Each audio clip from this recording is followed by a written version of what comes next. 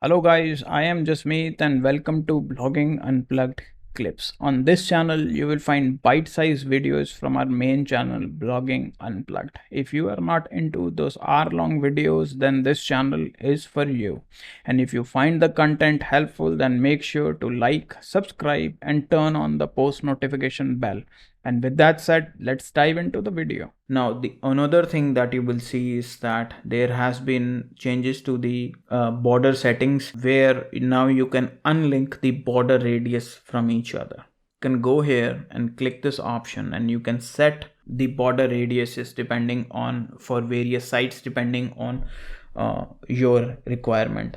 This will help you create interesting eye-catchy buttons in WordPress without having to install any other plugin. Now let's just go to WordPress 5.3 and see it for ourselves. So in the border settings, you will see there is no option to unlink basically. Okay, so the only sort of button that you could create was a pill-shaped button or slightly rounded edges of the button, but now you have more control over how the radius is added to the buttons. Now another change that you will notice here is that there is no option to select the units that you want to use, but here you will get the option to choose from the percentages, the EMs, the rem, the view width, the view height.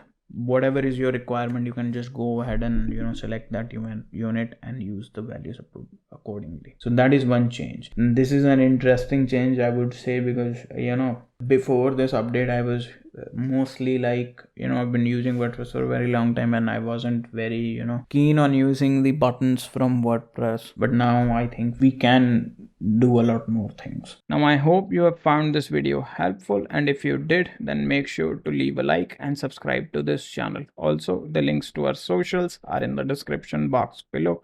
Make sure to follow us on other platforms as well. And with that said, I will see you in the next video.